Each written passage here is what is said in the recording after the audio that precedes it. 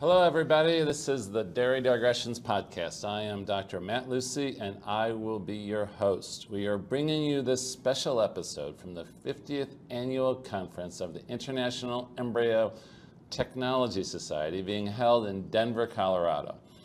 I would like to thank the IETS for the willingness to have us here to interview some of their invited speakers. Today we are speaking with Dr. Goetz Laible, who is Principal Scientist for Ag Research at the Ruakura Experiment Station in Hamilton, New Zealand. He's going to tell us about his research on gene editing coat color in cattle to reduce the impact of climate change on dairy production. The Dairy Digressions podcast is where we talk to the most innovative minds in the field of dairy science. Dairy Digressions is brought to you by the American Dairy Science Association, the largest dairy research society in the world, fostering communication and collaboration through its journals and meetings. And please don't forget the 2024 meeting of the ADSA will be held in West Palm Beach, Florida, June 16th to 19th.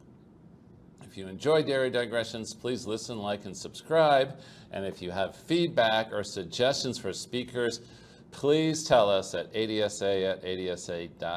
Now on to the podcast. Welcome, Goetz.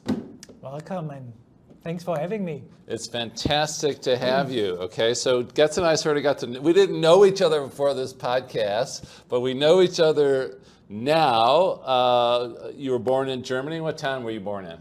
It's called Backnang. So it's a very small town in the southwest corner in Germany, so close to Switzerland and France, Black Forest. Nice. Yeah, very close. I'm going to put in a tourist recommendation. If you haven't been to Germany, you need to go. It's a beautiful country, very modern, great Christmas markets. So plan your next Christmas in Germany. Ditch the local Walmart and go to Germany for the Christmas markets. They're beautiful, aren't they? Yeah, amazing. Yeah, it has to be cold weather, and that makes it all the more fun. All the more special, right? It's yeah. Real Christmas, okay? Like real Christmas, like real music and real people playing their bands and stuff like that. We did a tour, my wife and I, and what we did was in Germany, and there's trains everywhere. You don't need to rent a car. Yeah, that's correct. The public transport system is amazing. It's amazing. It's fast. And basically, we just went from town to town on the train, go to the cathedral, see the cathedral, go to the Christmas market, go to the next town, okay? And you can go all the way down. I noticed that your PhD is from the University of Berlin, but your undergraduate degree from the University of Berlin as well? As well, yeah. I studied in Berlin. And because I was studying biochemistry, and at the time, there was also only two cities where you could study biochemistry, and that was in Tübingen, a small town in the southern part of Germany. Yes. And in Berlin. And so you how did you get, as a kid growing up in Germany? I mean, how did you get interested in biochemistry? I mean, who did your parents say, hey, you need to go into biochemistry? Or that's an interesting major for a kid growing up, right? Yeah, probably from school. I was very interested in biology and all science. And I guess at the end of school, you don't know exactly what we want to do, and we have some sessions with specialists coaching you or advising. Right. Making recommendations on your skills and your interests of what you could do. Right. And so biochemistry came out as something that would be my interest that we agreed on. Yes. And I give that a go, and obviously you start that, and I have no experience how life is at university. And if the subject really interests you, but it was amazing. Yeah, I liked it. It was the and just for you people that are very confused right now, this This gentleman has an excellent Kiwi accent, but he's from Germany, all right? But he's been working in New Zealand for a long time, but I complimented him because, you know, you need to, for you people out there that are listening, you need to know the difference between an Australian and a New Zealand accent. They're different, and this is a good Kiwi accent. I can tell you right now, okay? I have to say, I've never realized that I have taken up a Kiwi accent. It's excellent. It's excellent. It's really good. So you're at Berlin, and what was your PhD topic at Berlin? In Berlin, I investigated the problem of antibiotic resistance emerging in bacteria. You were way ahead of your time then. Well, maybe, but yeah, that's obviously it's still a problem in emerging and multiple antibiotic resistance bacteria and microorganisms. And I did this study in pneumococci and isolated, or first of all, isolated and generated some resistant laboratory strains that I isolated for increasing resistance, and that was essentially my master's work, and I continued this in my PhD to then look in what genes have been changed in these evolution of getting resistant, antibiotic resistant bacteria. So you were sequencing. Well, at the time, first of all, I had to isolate a fragment of a gene, and then because obviously there was no genome maps and PCR, and so I've cloned fragments of genomic DNA from this bacteria into vectors, and then transfected these fragments or libraries into sensitive bacteria, and then isolated some that have taken up a piece that made them resistant, and then isolate the plasmid, and then started sequencing. Sanger sequencing. Sanger sequencing. On the benchtop. On myself, of course. Yeah. There was no services for sending it for sequencing. You sequence it yourself. So so it's important to realize that there was a time before putting your stuff in a tube and sending it off. Okay, there was a time when you did it yourself, 250 to 400 base pairs at a time. You know, and it was a mission, right? Yeah, it was radioactive sequencing at the time. Yeah, and you run different gels, a long run and a short run, to give you the longest reads. Yeah, it was a great, it was a fun time in science. It was a very different time in science. We did a different type of science, and it really defined. You spent a lot of time in the lab because everything took a lot of time, and there was, artwork's not the right word, but there was a certain level of skill just being able to do that kind of work in terms of loading, pouring gels, loading gels, getting gels off, drying gels, putting them on film, and getting good results.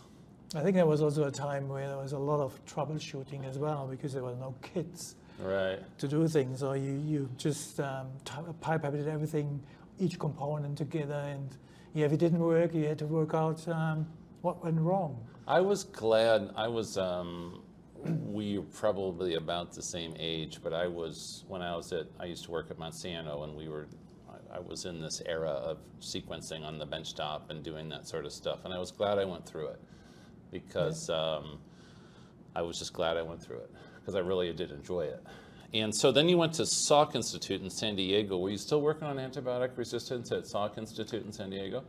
No, I had a complete change, and I worked on transgenic plant systems. No kidding. But yes, it was quite a dramatic change. And I isolated an enhancer element that was epigenetically regulated, and that was, I guess, also because I came in my next step, because in science you have these temporary contracts for a certain time, so 2 years with a bit of an extension, and then you have to find another job where you have to hop on. And because of the epigenetic connection, I my next job was then a postdoc position in Vienna,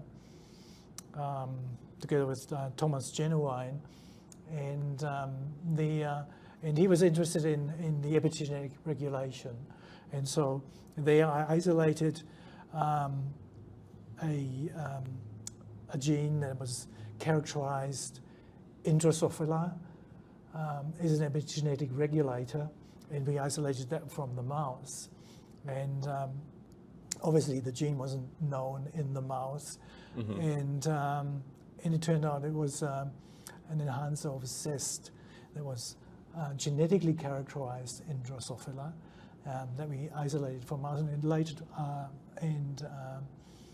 some suppressors of variegation that they've also characterized in Drosophila. So it's quite a complex system in the Drosophila, how they characterize these epigenetic effects. This is variegation. You're talking in the wing of the Drosophila? You said variegation? Or? They had a system to look at the eye color. Eye color, okay. Yeah, where they get variegated expression that are dependent on these modifiers. So you were fairly, before you even went to egg research, and again, you mentioned your Vienna, two things I want to bring up. So this is kind of ironic that our two paths are crossing in such a significant way. We don't know each other, okay? We barely know each other. 1986, 1987, somewhere in there, I was in Research Triangle Park, North Carolina, working at the Advanced Biotechnology Unit, and we were trying to get genes into plants at that point, okay? And that was we had 100 people there. It was 86, maybe 87, somewhere in there. And this was before people knew how to get a gene into a plant. And so you mentioned it in San Diego, you were doing some plant work, and it was incredible. That was my sort of introduction to biotechnology, and I was fascinated by it, And then when I went to Monsanto, I did my postdoc at Monsanto, that would have been 1990. We were working on growth hormone in cattle, and across the hall, they were putting genes into plants. And of course now where we are today, and it's amazing. And just as a digression, you guys, do they allow transgenic plants in New Zealand or not? Do those allowed? And can the farmers grow transgenic plants? Because in America, they're everywhere. But theoretically, yes. But to my knowledge, nobody has asked or thought to get approval for growing transgenic plants. Okay. Obviously, there's regulation in New Zealand, and you can get approval for release into the environment, but you need to first get this approval. And I think so far it's considered to be too onerous or too complicated, too long-term, too much effort in getting these approvals to be worthwhile for companies interested. The natural breeding, they've made tremendous progress, and I can remember, I was just looking at the Ag Research website, and I noticed one of their pictures was of a field of corn. And when I was there in 2003, it was very difficult to grow corn in New Zealand, but it looks like now, with the new varieties of corn, it's a very doable thing. I'm talking field corn for feeding cows and stuff like that. So things change, and the genetics change. And even without introducing transgenics and stuff like that, which is interesting. But obviously there's also research work going on for transgenic plants and improving their traits. But it's all done in a research environment and not yet commercialized. So quick shout out too for Vienna. Oh my gosh, if you've never been to Vienna, it is a beautiful place. Fair enough? Fair enough. I have to say that's one of the perks probably of being in science, to pick nice places where you find a job in an interesting research group to do your science and your training. absolutely beautiful. I love Vienna. I love Vienna. They've got this. I used to work with the UN. There's a UN agency there out in the outskirts of town, and I love Vienna.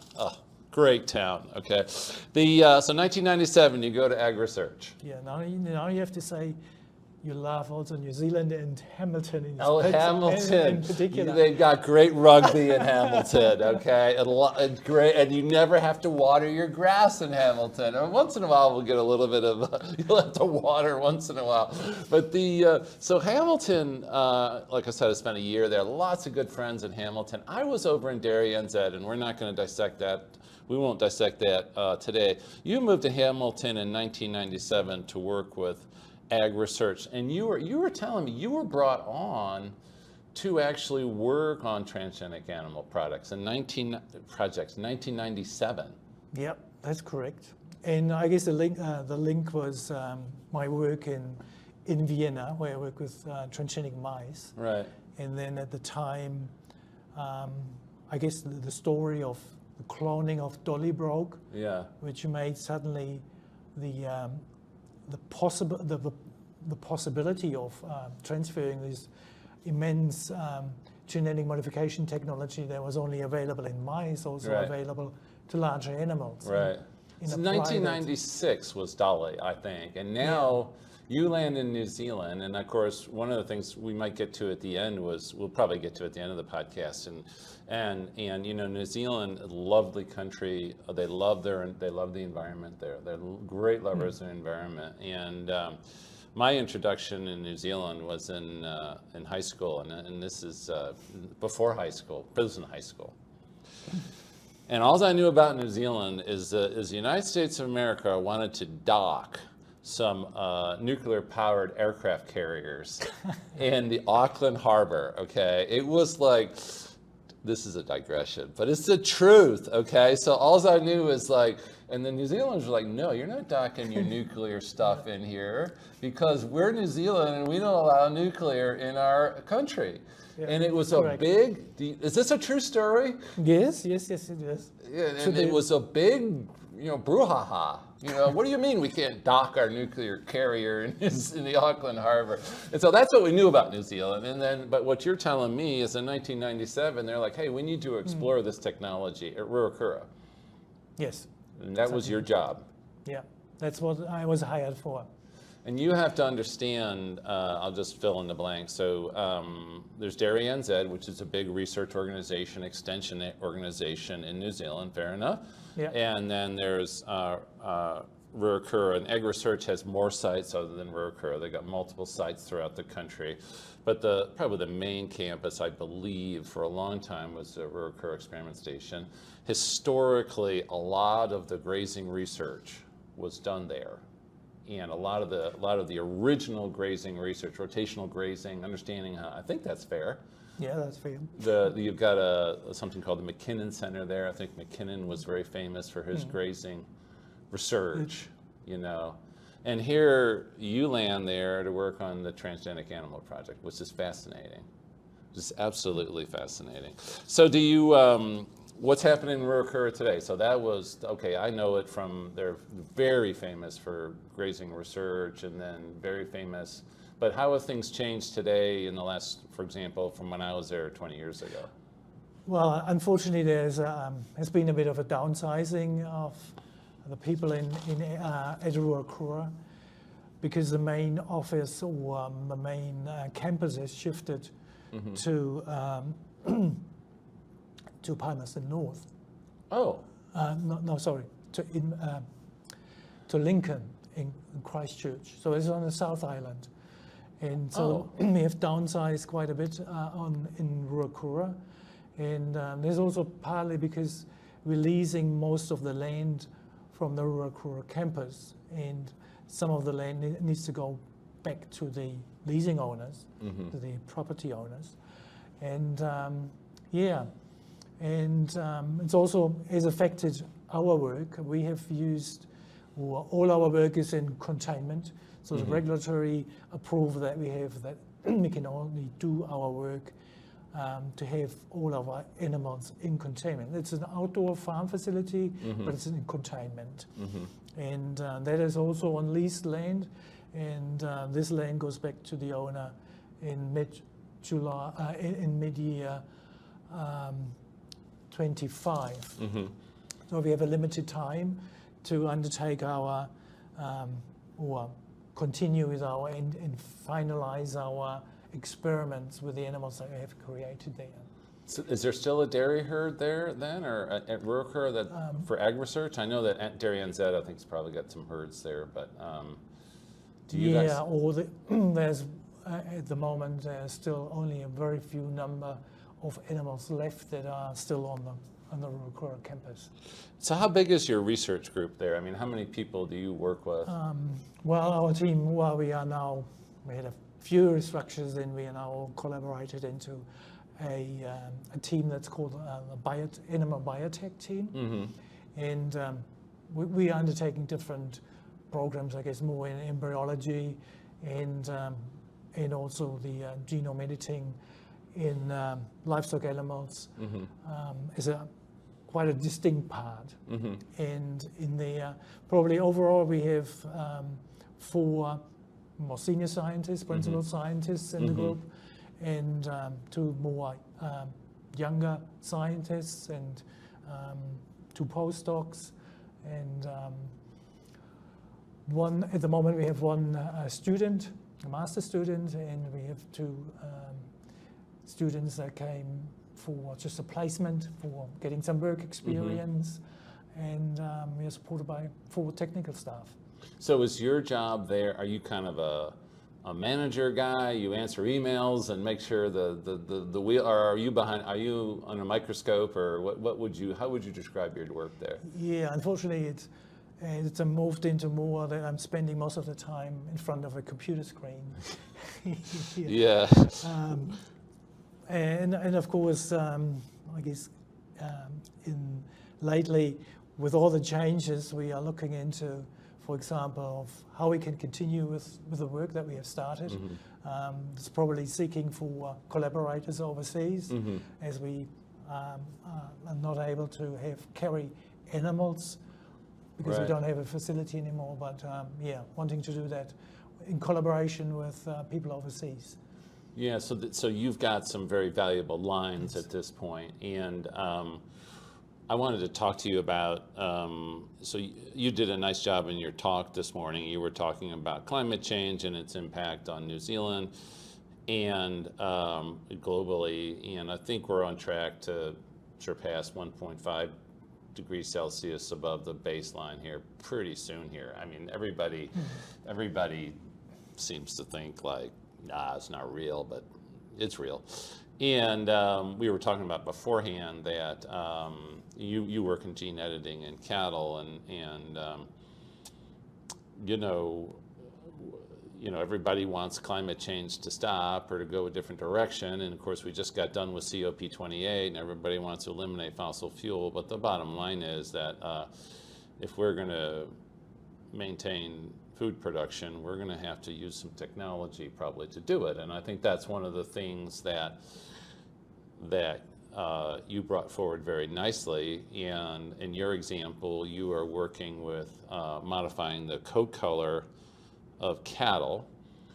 And I guess it's fair to say, if you walk outside with a black T-shirt on, that's a very different experience than if you walk outside with a white T-shirt on. That's fair. And if it's a sunny day. Yeah, and so that was one idea, and because lightening the coat color, there has been already from the genomics an identification of a natural mutation that's causing lightening of the coat color. And so in Galloway and Highland cattle, it was known that a 3 base pair deletion in a specific gene, then suddenly they can turn the coat color from a black animal almost to a white animal. And so we wanted to introduce just this mutation or sequence variant directly into Holstein Friesian cattle, which have a black and white spotting coat color. So what people need to understand, I think, about this project is that, some people are thinking, well, if it's out there in the natural environment, why don't you just breed it into the Holstein? And yeah, maybe that's going to require a lot of time. But in the bottom line, farmers want certain genetic lines in their herds, and this is a potentially very rapid line to introduce a certain thing into a certain genetic line that can be rapidly available to farmers, and is that a fair assessment or a fair statement?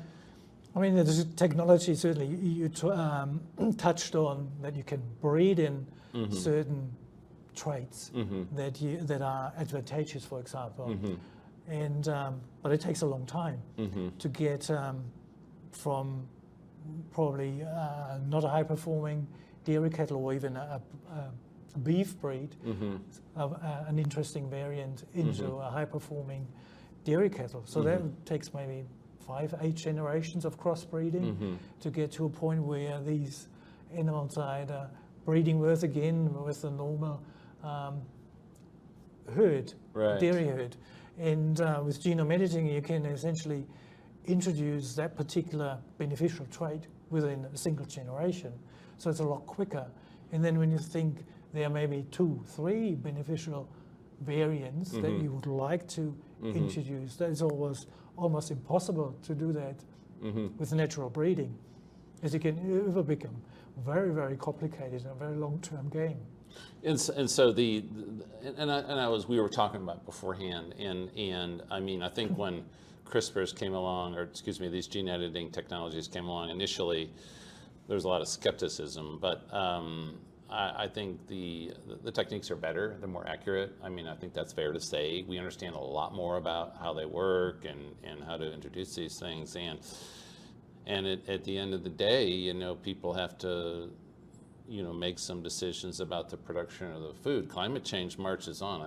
You look at those graphs; they're scary, and so at how fast the world is heating up, and so the concept here is that you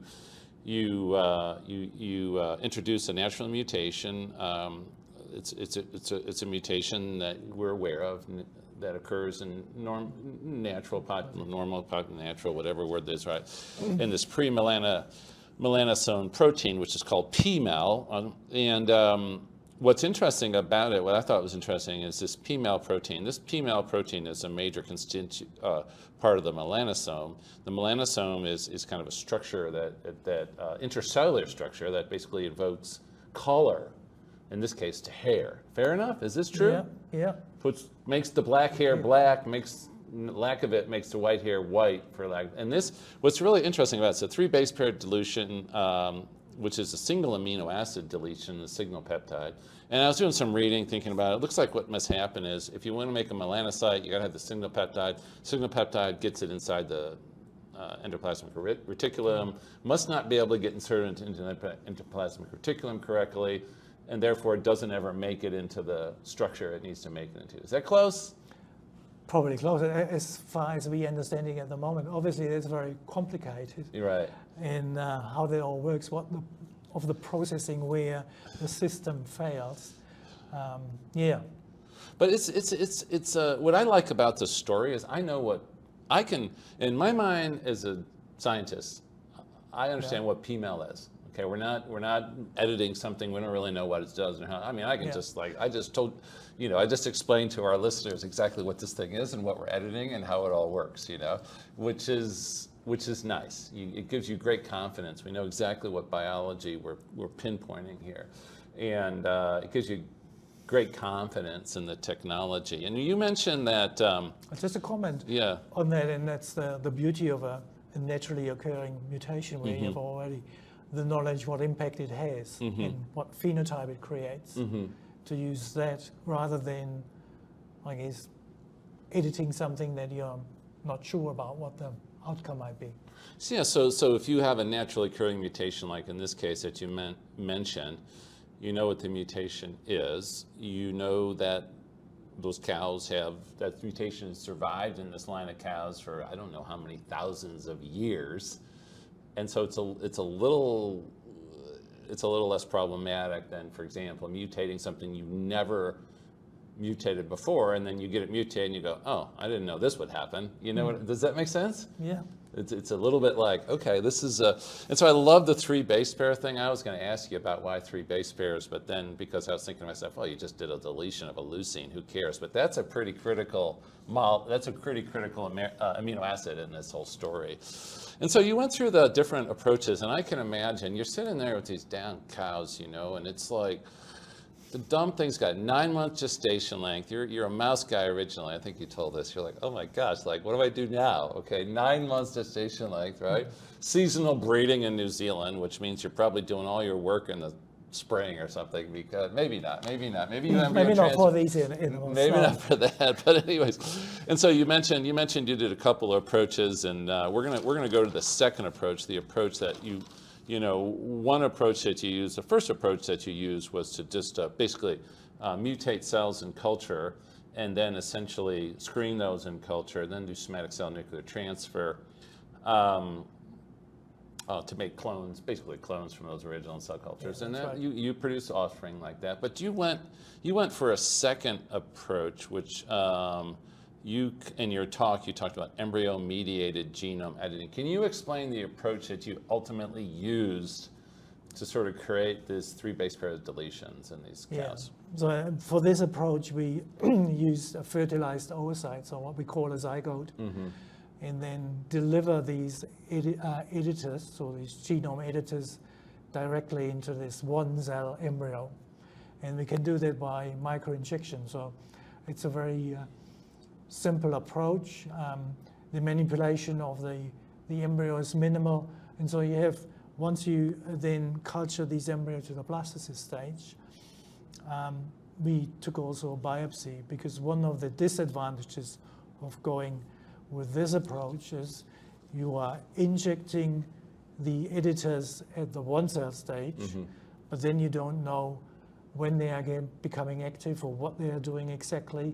So what editing you are introducing and at what time. And that's why we went to take a biopsy of a later stage embryo at the blastocyst stage, to then analyze the biopsy for what editing, if we have introduced the 3 base pair deletion, essentially. And so we can then select the embryos where we are confident that they have introduced the 3 base pair deletion that we wanted, and then generate animals just from the embryos that we have confirmed before have been correctly edited.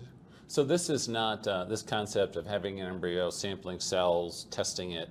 This is something we do in embryology. It's something you do. I mean, it's done in cows. It's done in humans, right? They do this type of testing in humans for genotyping.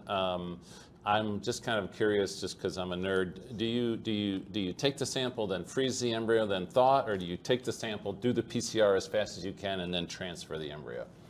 Well, for practicality, we are freezing the embryo. Okay, so and it has been shown that freezing and thawing these embryos is not detrimental on the pregnancy rates. So you showed a beautiful series of pictures of these cattle, and so you're going into Holstein Friesian. I think that's fair enough. And of course, Holstein Friesian, those are the black cows, you guys, not the brown ones. The brown ones are jerseys, okay? But these are the black and white ones, okay? And so these are the big black and white ones, all right? So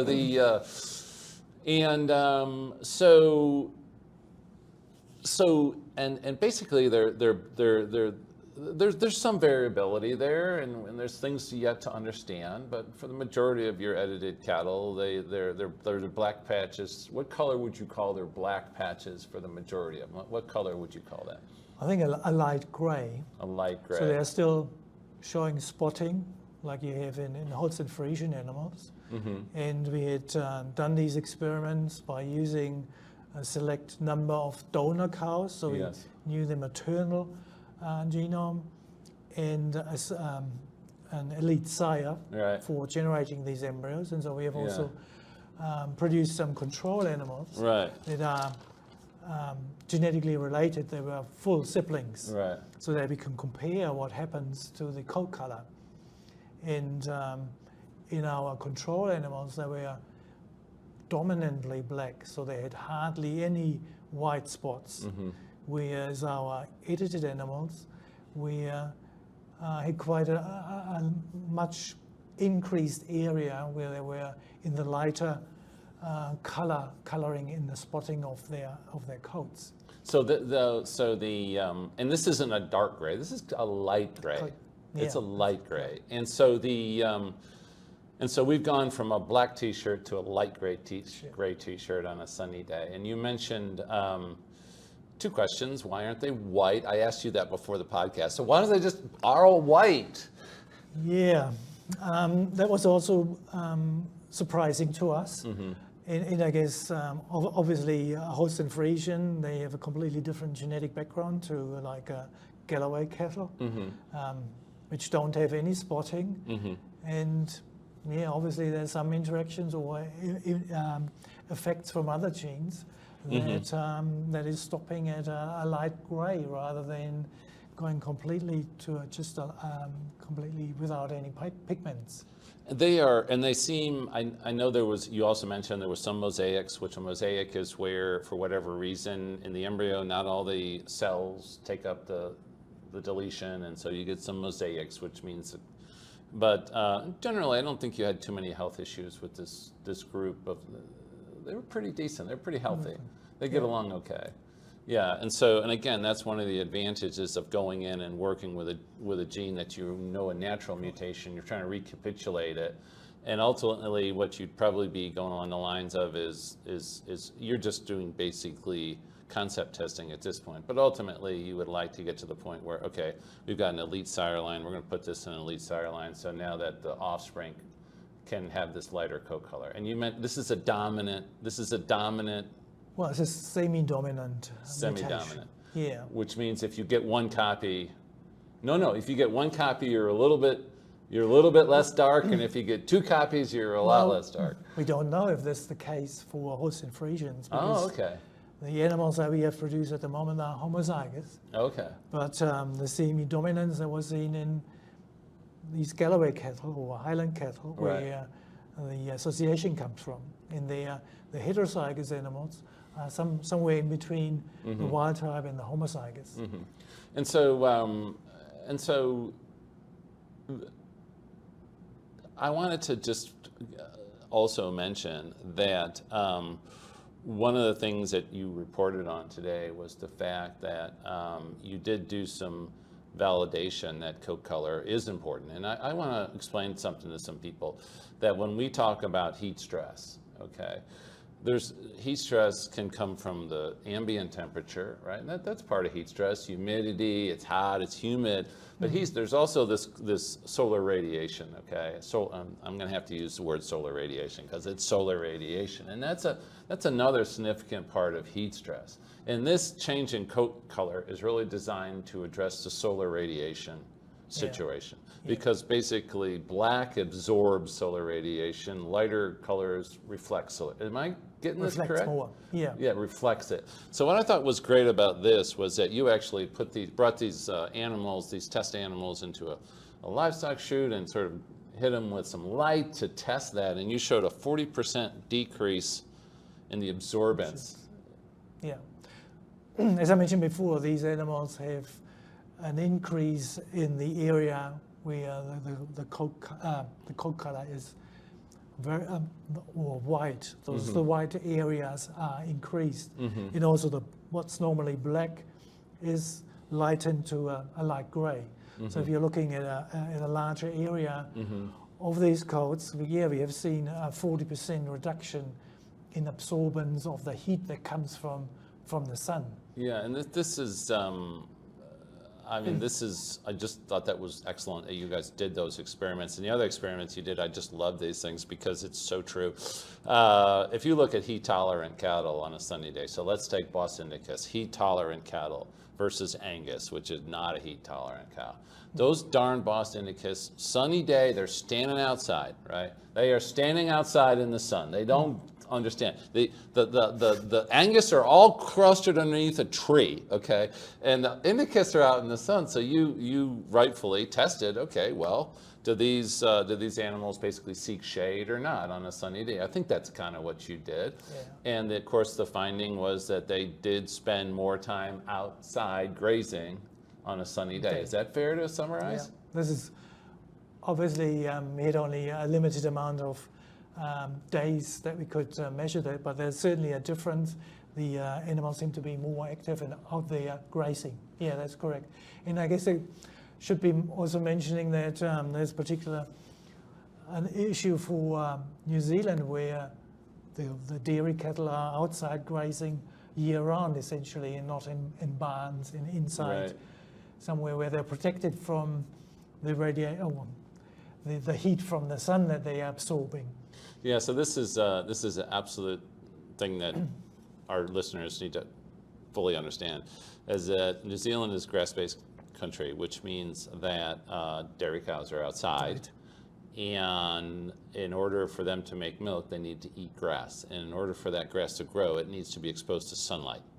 Yeah. And so, and you're like, well, in New Zealand, why don't you just put up massive shade structures everywhere so the cows can sit underneath the shade structure? Well, because that just takes away the total grass production on your farm, because the grass cannot grow underneath that shade structure, plus the field gets all pugged up and messed up, and so there's a real need to have cattle that can be outside on a sunny day and not so sunny day, you know, and so it makes perfect sense. Whereas in America, you got a cow underneath in a freestall. I mean, it's going to be less effective, and I think that's, you know, Pete Hansen, who's a great friend of mine, great friend of the podcast, great friend of Dairy Science. He brought up, well, we've and he admitted in his question and that he says, well, you know, there's this Larson blue line of cows in America, but there's lots of these lines of cows that have this kind of gray coat color,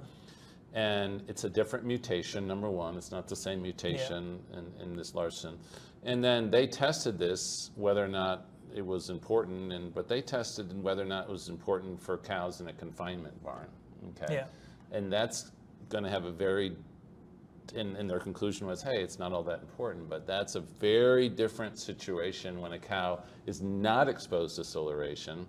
Yeah, I think that's the important thing, the exposure to the sunlight, yes, and the heat that is absorbed directly from the sun rather than just the air temperature. And I think this is this is something that people, you know, need to understand fully, is that in New Zealand, the cows are outside, and grass is a premium, and every inch of land that you don't grow grass on is an issue, right? It's the truth, right? It's so so this is a great story. I really enjoy the story. You know, you're working on a second. You mentioned in your talk you're working on a second gene, and this is called the SLIC gene. And again, shout out to Pete Hansen. He's done a lot of work on the SLIC gene and studying the SLIC gene. And the SLIC gene is a different kind of gene. Many heat-tolerant cattle, the Bosnianicus, Roma sinuanos, have a very different kind of coat. It's a I don't know, I guess slicker coat or whatever, different sort of hair structure, right? Yeah. And it's a different sort of hair structure compared to the Angus and the Holstein and the Jerseys. And this different hair structure is encoded by a mutation, the prolactin receptor. And who would think that the prolactin receptor would have anything to do with heat tolerance? But it does. Yeah. And as you know very well, there was a big brouhaha in New Zealand with the prolactin receptor, where it sort of showed up in some lines, genetic lines, or some sire lines or something. True or false, right? There's some sort of was that a prolactin receptor mutation that they dealt with? No, I think it was a mutation in prolactin. Prolactin itself. Okay, so it had the opposite effect. Yeah. The opposite effect. Yeah. So it made them less heat tolerant. Yeah, they were very hairy, and they couldn't regulate their temperatures. Yeah, so there is so everybody knows prolactin and knows well that's you need that for lactation, which you do, okay, but it has a lot of different roles, and one is in thermoregulation, and apparently one of them is in hair coat formation. How could that be? This is a prolactin receptor. That's it. You need to make milk. What does that have to do with hair? But you know what? I will tell you. Are you ready? You want to know why it's related to hair? Okay. Would you like to know? Yep. I read that 20 million years ago, maybe it was 40 million years, maybe it was 200 million years ago, I was reading, I got curious, because I was reading about stem cell biology and the development of the mammary gland. And the mammary gland was believed 20 million years ago, the first mammal was this funny looking thing, but it's believed, the mammary gland itself was believed to evolve from hair follicles. Ah, I see. Yeah. True. So, and if you so the mammary gland itself, the hair follicle is a structure that can produce stuff. I don't know, sweat. I guess I don't know that much about hair follicles, but it produces secretions and apocrine secretions and all sorts of stuff. And so the theory is that the original mammals, they produced milk through structures that were very similar to hair follicles. And of course, prolactin is, the mother of all lactation hormones, and prolactin receptor. There you go. Okay, so it probably has something to do with the evolution of the mammary gland, in addition, in the role of the hair follicle in that. So you're editing the SLIC gene. You've been pretty successful in that as well. You're pretty happy with that then.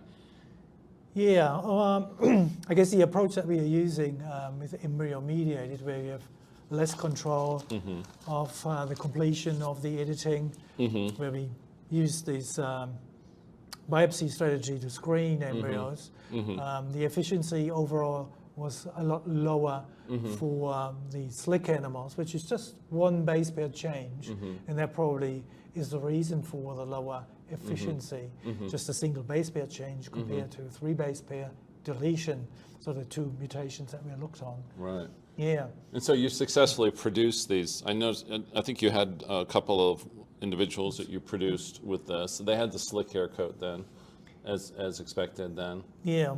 So our evaluation of these animals is just at the beginning, but the initial hair analysis that we did showed that they are, but they are certainly, if you look at them, you can tell that they are looking slickish, I would say. Yeah. So that they have a quite slick appearance, as you would expect. Do you so this is probably the SLIC gene work that you're doing. Again, it's mutation in prolactin receptor. That's sort of your most recent project that you're working on is the SLIC gene. Is that or do you have what's your so SLIC gene? But do you have other projects or that you guys are working on right now, or that you can discuss? I'm just wondering what's next. Yeah, there's another project we are following up. It's called it's working on absolute transmitter sires, surrogate sire concepts, where we are actually focusing only on the germline, which is the most important one, rather than a whole animal. And so the editing is in the NanoStew gene. A knockout in the male, a complete knockout leads to sterility. And so if you have a host embryo that has been essentially genetically sterilized, you can complement that with a donor embryo that then can fill the niche. And you are ending up with a sire that can then disseminate your donor genetics. So it's basically increasing your sire power. Is that the concept? Yes, that's a concept. So you put it into I'm a little confused here, but you got a male line that is basically infertile. That's correct. They Cannot can't produce semen.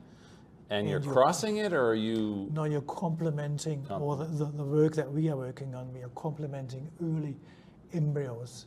So we're making chimeric embryos from 2 embryos. Right. One a sterile host embryo Right. and then a fertile donor embryo. They're both male, and the one is for the sterility. We use genome editing to knock out this NANOS2 gene, and then transfer these chimeric embryos to maybe produce these chimeric surrogate sires or absolute transmitter animals. So the animal itself would only produce the sperm that you want it to produce. Yeah, that's correct. Okay, so that's obviously working with that with LIC, with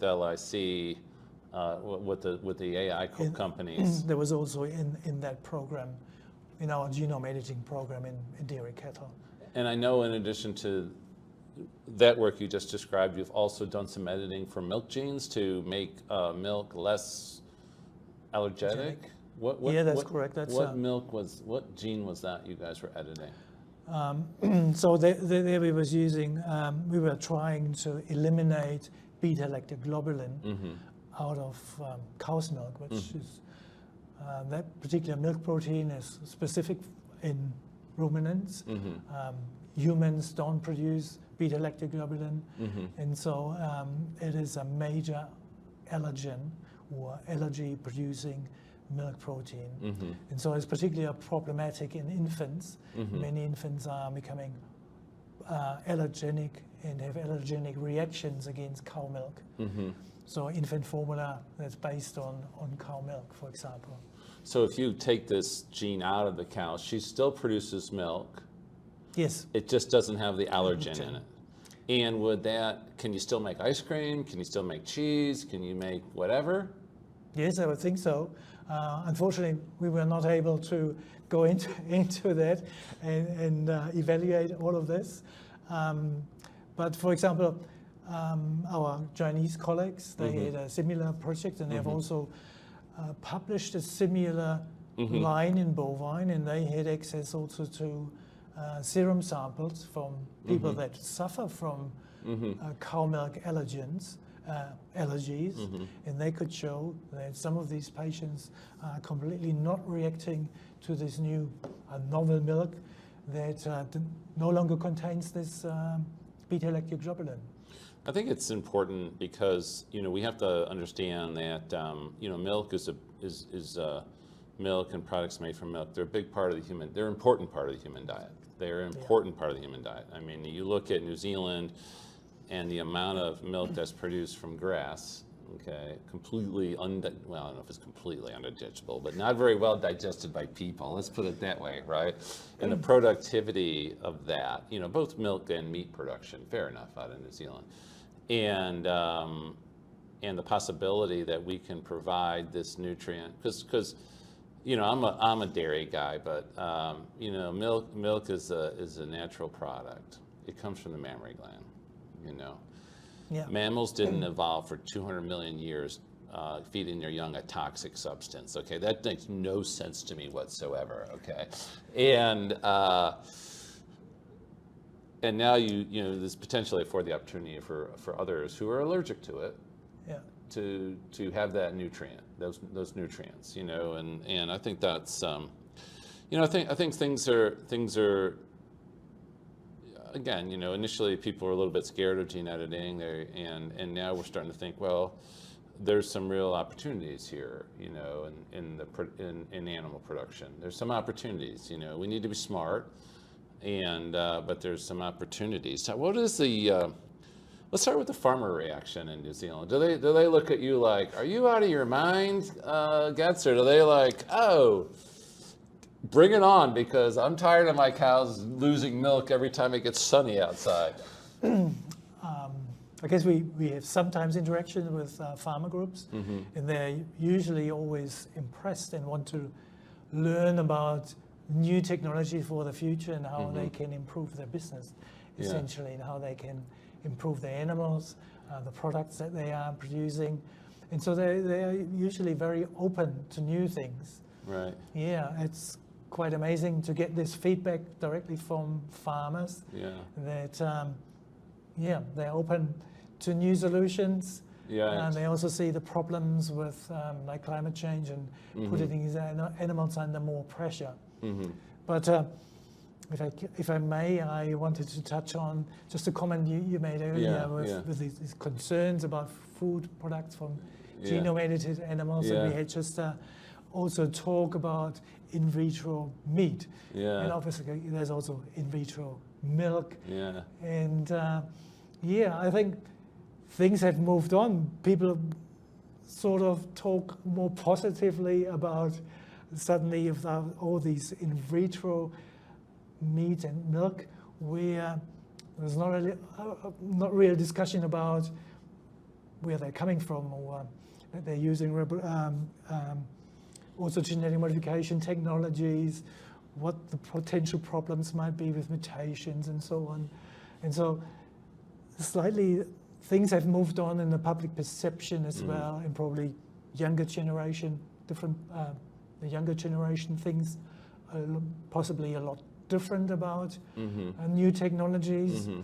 I guess we ourselves have been involved in doing some surveys. I know surveys are a bit, I don't know, but you can make too much out of surveys, but they're showing that there's certainly public perception is shifting, and they're seeing the issues that we're trying to address, and that obviously also genome editing, we are not saying that's the only technology that can be used or should be used, but in combination with all sorts of things, we could contribute to addressing some of the issues. I think people, I think they want to know where their food comes from. Number one, they want to be confident that it comes from an animal that's well treated and respected, and that's super important, and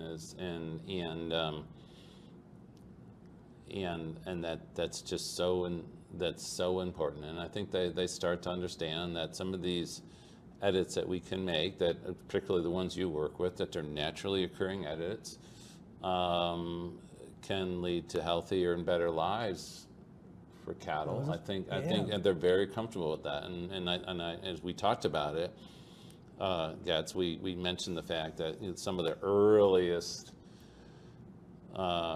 gene-edited animals, not gene-edited, transgenic animals, you're working with gene-edited, these are not transgenic, these are gene-edited, that you work with, but the earliest transgenic animals, we put growth hormone genes in them, we were trying to make super cows, giant pigs, giant cows, and it was a tremendous disservice to technology, because people saw that as they didn't want that, they didn't want a giant cow walking around a pasture, they want to, and so this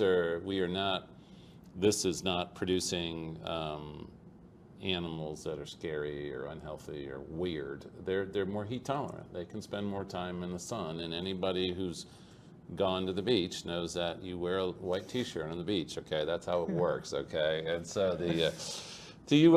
so the public, you think, is coming along, you mentioned, and I know the AI cooperatives are at least looking at it. I mean, they're interested in what you're doing.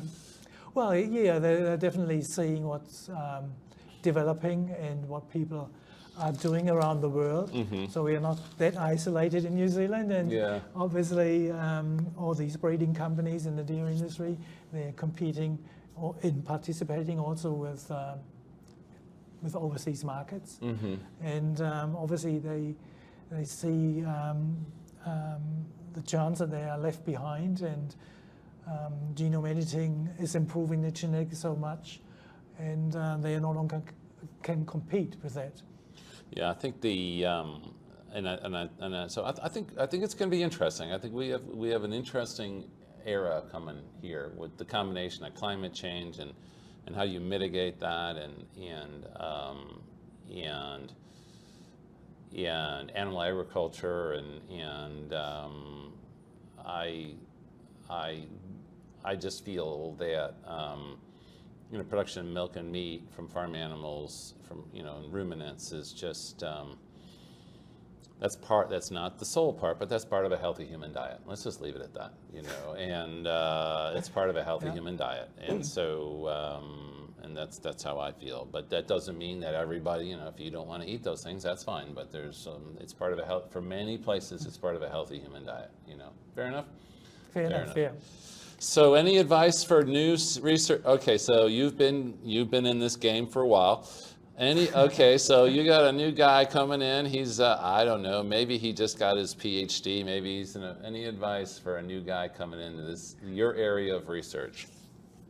Probably not only for my area of research, but certainly not trying to solve everything yourself, but be open to communicate, ask people that have more experience or can give tips, and so work rather in a team than isolate yourself and thinking you need to solve everything yourself alone.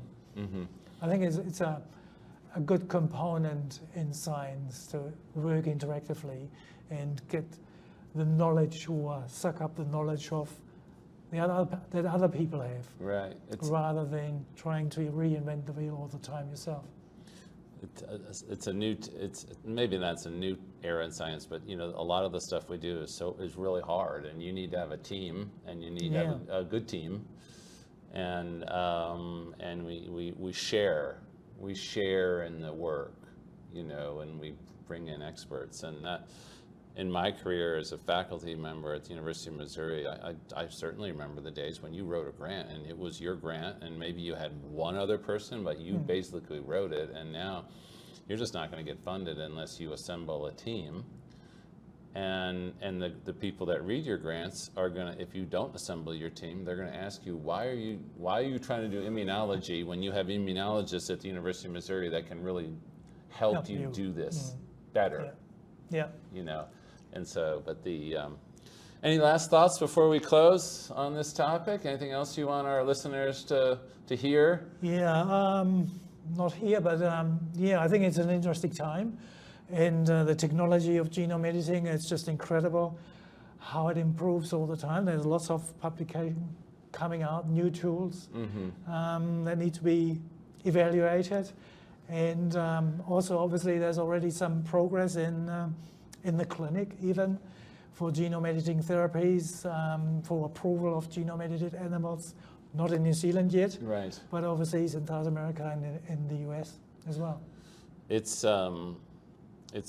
just tremendous, and we're just talking. Yeah, it's just tremendous, and then of course we're just talking about the agricultural side, but then it's fascinating when you go to the human clinical side. The progress that's been made helping people with certain types of mutations that are just devastating, and the potential to actually help that person. It's amazing, right? So this is all part of that technology. So Goetz, I just like to say thank you.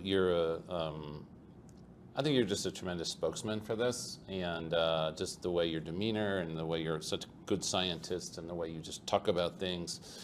I think this is fantastic. So I'd just like to say thank you very much for being on the podcast, and enjoyed talking to you very much. No, thank you for having me on the podcast. And for the opportunity to talk a little bit of what we are doing. It's been great. Thank you. All right, everybody. This brings us to an end of this episode of the Dairy Digressions. Don't forget, if you enjoy Dairy Digressions, please like and subscribe. And if you have feedback or suggestions for speakers, please tell us at adsa@adsa.org. This has been Matt Lucy, your host, and until next time, enjoy your science. Thank you very much.